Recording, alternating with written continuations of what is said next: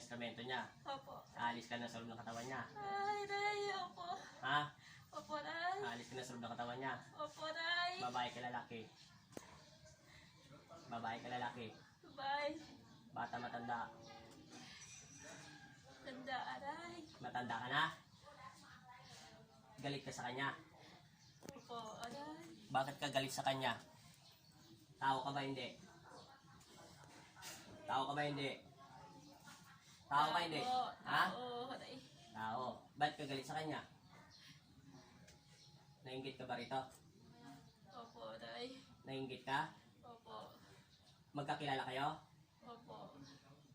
Magkapit bahay hindi? Magkapit bahay hindi? Hindi, Ray. Magkasama sa trabaho? Opo. Matanda ka na? Ilang taong ka na ate? Ilang taong ka na? 39. Hindi ko na alamin kung pa pangalan mo. Huwag na po, Ray. Wag na? Huwag na po, Ray. Kinukulang mo ba siya? Opo, Ray. Kinukulang mo ba siya? Opo. Bakit mo siya kinukulam? Nagalit ka sa kanya? Opo. Kinukulam mo siya? Opo, Ray. Bakit mo naman kinukulam ang taong ito? Kailan mo pa ito ginawa? Kailan lang po, Ray? Kailan mo lang ginawa? Bisaya ka ba? Kapampangan ka ba? Tagalog? Pampangan. Taga saan ka sa Pampanga? Hindi ko na alamin ang pangalan mo. Malawak ang Kapampangan. Saan? Taga saan ate? Aray. Taga saan ka? Sa Fernando, Ray. Taga San Fernando? Pwede bang hilingin ko na magpatawad ka na? Opo. Tatanggalin mo na, ilagay mo sakit sa kanya. Ikaw bang gumagawa nito, pinapagawa mo? Pinagawa. Kanino? Tabing bahay. Tabing bahay. O sige, tatawagin ko yung mangkukulam mo, babae, lalaki. Bae. Babae. Tanggalin mo lahat muna yung nilagay mo sakit sa kanya. Alisin mo lahat ang galit sa iyong isip at puso ha. Magpatawad na kayo ha. Opo. Sige. Kasama mo ba to sa trabaho? Opo. Anong kinagagalit mo sa kanya? Tanggal. Lahat. Wala kang gagawin. Ubos.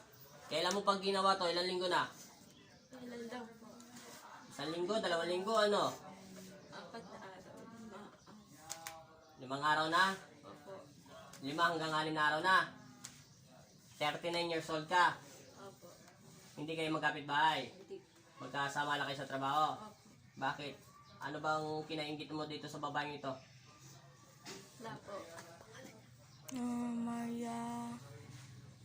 Anong kinagagalit mo kay Maria? Maria pangalan nito, di ba? Opo. Oh, sige. Ubos. Wala pa? Ubusin lahat. Sige. Asawa mo ba to? Oo. Anong pangalan niya? Maria Antoinette, Oh, sige. Sige. Ilang taon na to? 36, 37. 39 yung nangagagalit sa kanya. Diba sabi 39 daw? Opo. Oh. Kasama niya sa trabaho. Sige, ubusin mo. Ika-6 na araw niya na daw ito ginagawa. Oh? Taga Taga no? San Fernando. San Fernando. 39 years old. Ang gumagawa, kaso pinapatrabaho niya. Nainggit daw siya, pinapadasalan. Ibig sabihin, ika-6 na araw na ngayon. Ngayon lang tumalab yung dasal. Nagsasalita asawa mo eh. Mag-isa. Bilisan mo. Hindi mo asawa yan. Huwag mo kakausapin yan. Bilisan mo. Hindi ko man ano eh. Sige. Ubus lahat. Tapos na. Sigurado. Opo. Ilang taon ka na? 39. Oo. May anak ka na ba? Meron. May asawa ka? Meron po. Ilan ang anak mo? 3. Ilang taon yung panganay? 10. Yung bunso? 7. Ilan anak mo? 5. Oh, kita mo, malay sagot. Oh. Panganay ko, 6. Sige, ubos. Hindi ko muna aalamin ang pangalan mo, ha? Pero ayaw kung babalikan mo siya, ha? Mahinahimik ka muna, ha? Opo. Binayaran mo ba yung kapitbahay mo? Hindi. Hindi po. Kaibigan mo lang. Opo. Tatanungin ko yung babaeng, ha? Ubos lahat. Tapos na po. Lahat. Anong pinadasal mo sa kanya para nung sumakit ang pakaramdam niya? Anong ginawa ng darasal mo? Anong pinautos mo sa kanya? Hindi naman sus gagawa yun kung wala kang sinasabing anong pasasakitin sa katawan niya, ano? Bigyan daw po mas ng pakiramdam. Para hindi makapasok Makapasok. ng trabaho. Sige, ubos. Buong katawan, hanggang kasama likuran. Sabi sa'yo, pag uminit yun po, malakas. Nakapasok na eh. Hindi to iinit pag walang nakasanib. Tatawagin ko yung mangkukulam mo. Manahimik ka ha. Opo. Hindi ko man aalamin ang pangalan mo ate. Pagbibigyan kita dahil 6 na araw pa lang naman to. Naintindihan mo? Sige, magpatawad ka na dito sa... Ano pa nasa mo? Maria Antoinette. Ni Maria Antoinette. Naintindihan mo? Opo. Kung nag-aaway kayo sa trabaho at nag-iinggitan kayo, manahimik ka ha? Magkasama kayo sa trabaho. Lockdown na ngayon, naintindihan mo? Mahirap ang buhay ng mga tao. Nagsasakripisyo para makapasok para sa mga pamilya. May anak ka na, di ba? 3 pa lang anak mo, kawawa. At 10 taon, at saka... Ilang taon yung bunso? Opo. 7 taon. Tapos ang kanyang anak ay 5. Mas marami siyang pinapakain kaysa sa'yo, naintindihan mo? Manahimik ka na ha? Kakausapin ko yung magkukulam mo para pahintuin ko siya ha? Naintindihan mo? Sa pangalan ng Ama at ng Anak at Espiritu Santo, Panginoong Hesus at Amang Nazareno, kung nasa man po ang nagpapagawa at nagdarasal sa katawan ng taong nito na si Maria Antoinette, inuutusan kita, nasa bansang Pampanga ka lang at nasa lalawigan ka ng Pampanga, inuutusan kita bilang instrumento ng Panginoong Kristo. Inuutusan ko ang aking mga anghel na si Rafael, na sunduin ka at iyong kaluluwa. Kung nasaan ka man sa araw na ito, ay kukunin ka niya at iyong isip at puso, papupuntahin kita rito sa katawan ng taong ito. Sa pangalan ni Jesus, panahintululutan kitang papasukin. Ikaw magkukulam. Aray! Aray! Aray! Aray! Ano? Ilang taong ka na ate? Aray! Aray! Ilang taong ka na magkukulam? 50! Aray! 50 years old ka na. Anong inutos sa'yo ng ano mo to? Kapitbahay yung nagpautos sa'yo?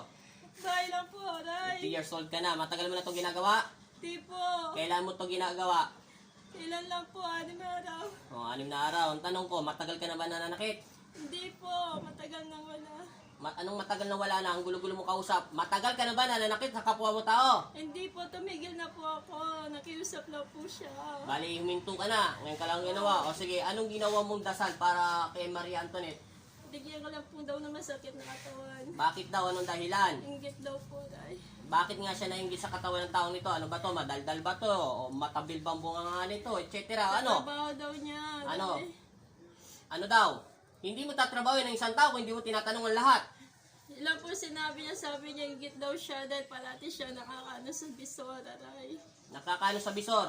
Palapit sa bisor. Ano ba yung bisor? Babae, lalaki? Babae po. Sige, inuutusan kita bilang instrumento ng Panginoon Kristo. Nasa sa lalawigan ka lang ng Pampanga. Tanggalin mo yung dasal lahat sa buong katawan ng taong ito. Ubusin mo, wala kang ititira ha. Manahimik muna kayo, naintindihan nyo? Opo. Pagbibigyan kayo ng Panginoon Kristo, ganyan kabait ng aking Ama, na Panginoon mo rin, naintindihan mo? Opo. Manahimik ka na. Opo. Tanggalin mo. Anong ginawa mong dasal dyan? Wala lang po, simple lang sakit ng katawan para hindi daw makapasok. Eh, kahit simple lang yan, pag tumalab yan sa loob ng katawan niya at magkaroon siya ng sakit, yun ang sasabihin ng doktor, tuloy-tuloy na yon. Hanggang magkaroon na siya ng maraming karamdaman. Hindi ko muna alamin ang pangalan mo, naintindihan mo ha? At yung nagpauto sa'yo. Saan ka sa lugar sa Pampanga? San Fernando din po. Taga San Fernando ka lang? Saan ba yung San Fernando? Doon banda? Sige. Taga saan kayo? Santa Cruz. Santa Cruz. O, kita mo, layo na sa mga asawa mo. Wala yan alam asawa mo. Ilang minutes na? 9 po. O, bilisan mo, tanggalin mo. Ate, pakiusap bilang instrumento ng Panginoon Kristo, matakot kayo sa Diyos, naintindihan nyo? Itigil mo na to. Ha? Imposible hindi ka binigyan ng pera kahit papano. Imposible hindi ka tatanggap, huwag mo na kulukoy, naintindihan mo? Magkano binigay sa'yo? Hinandaan. O, alam mo, ako pa, may utak nyo. Sige. Sabi mo sa kapitbahay mo, gawin niya yung magandang trabaho para sa bisor niya makita yung kasipagan, naintindihan mo? Opo. Tama na, manahimik na kayo ha? Opo. At titigil mo na to. Alisin mo lahat ha, yung sakit. Wala na po. Tama na yung pagdarasal sa pagkukulang, huwag mo nang pag-aralan masyado. Kasi pag sumobra-sobra yung paggagawa mo, aanuhin ka ng demonyo. May anak ka na ba? Meron po. Ilan ang anak mo ate? Ano? 6 ang anak mo. Ilan taon yung panganay? 30. 30 yung bunso mo. 17. 17 plus 30, 50 years old ka na. Buhay pa ba asawa mo? Wala na po. Patay na. Nagagamot ka ba o magagamot ka o mambabara o Hindi magkukulam? po. Nangihilot po dati. Nangihilot ka dati. Tapos pinag-aralan mo ang pagkukulam. Nakiusap lang po. Kaya nga, pinag-aralan mo rin ang pagkukulam dati. Kaya hindi mo naman ito tatablang kung hindi ka nag-aral eh. May nagturo sa'yo. Wala po. Nag-practice ka lang. Sa spiritual ng sa spiritual ng mga demonyo. Opo. Manahimik ka na, ha? Opo. Kung magilot ka lala. Huwag na pag-aralan to, ha? Kasi kawawa yung mga anak mo. May apo ka na ba? Opo. Manahimik na kayo, ha? Pagbibigyan ko kayo. Ayaw ko na itong gawin, ha? Isipin mo, ang dulubyo na nga nangyayari sa buong sasalibutan. Nangyayari na nga, ang buong buhay, nagkakasira-sira na marami ng sakit. Manahimik na, ha? Opo. Tama na. Opo. Pakiusap. Nakikita mo ba ako? Hindi po. Kasi ang yung spiritual ay napakahina pa. Naiintindihan mo? Kaya hindi mo ko maditik. Nasa lugar din ako ng Pampanga. Naiintindihan mo? Nandito lang ako. Sa Ascomo. Naiintindihan mo? Opo. Ayaw ko makipag-away sa'yo.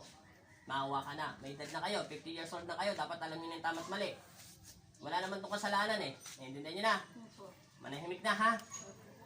Hinahayaan kitang umalis. Sa araw nito, bago kita pakawalan, anong ginagawa mo sa bahay mo?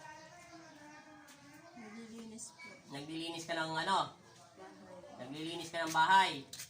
Hindi na kita pa tatawagan, ha? Hindi ko papapakalaman ang kaluluwa mo at hindi ko rin tatawagin pag hindi mo ito binalikan, ha?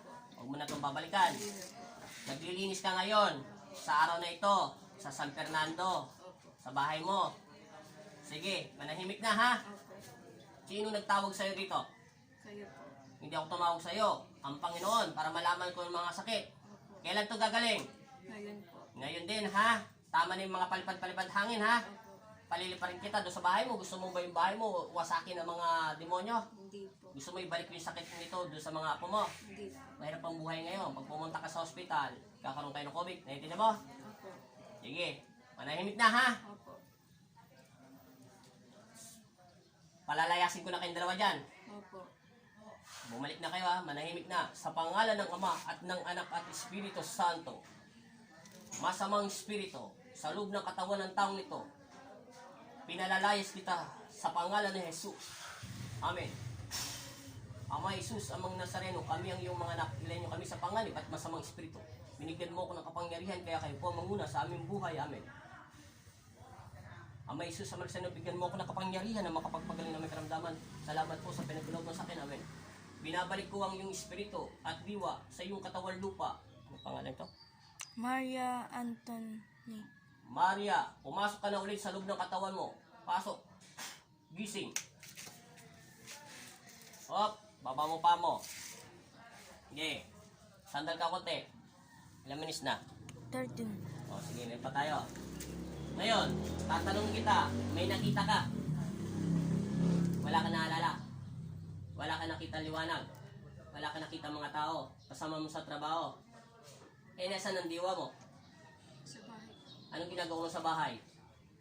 Naglilinis. Naglilinis ka? Ng ano, plato? Nang balis-balis. Nagwawalis ka ngayon? Paano ka makapagwalis? Nakaupo ka dyan. Nakarating ka na ron? Sino nakita mo sa bahay niyo? Yung pong ano po. Nandoon? Kinausap mo? Hindi po. Okay. Okay na pakiramdam mo? Pakiramdam mo, mangat mo muna. Masakit? Tingnan mo. Nawala na yung sakit? Oo, lahat. Kahit biglay mo, daan-daan. Masakit? Wala na po. Wala na. Wala na mabigat mo sa katawan. Tumalon ka nga. Sige, tapat mo yung camera ng tita mo. Talo ka 3 beses. Sabi mo in Jesus name. Jesus name. Sa pangalan ni Jesus. Pangalan ni Jesus. Amen. Amen. Oh, lakad ka. Tingnan mo kung masama pa pakiramdam mo, pati likuran mo. Meron pa? Nawala? Oh, ano sasabi mo sa Panginoon Kristo? Thank you po. Sino nagpagaling sa'yo? Jesus po. Kinukulam ka. Papanood ko yung video mo, ha? May nangungulam sa'yo. Nainggit daw siya sa bisor. Kasi lagi mo daw kausap. Naintindihan mo na? Taga San Fernando lang yon. Yung mga nakasama mo sa trabaho. Kaso hindi ko inalam ang pangalan kasi kasama mo na sa trabaho. Ano mo sasabi mo sa Panginoon? Nawala nga rin sakit mo. Lahat. Pati mata mo, hindi na pula. Kanina para kang adik eh. Kala mo yung nagsasyabu ka. O kaya higit pa siya nagsasyabu yung para ka naninigarilyo yung usok lahat sa mata mo. Ay, maayos na yung mata mo. Puting-puti na. Okay na. Wala na sakit. O, maraming salamat po Panginoong Jesus. Salamat po. Okay.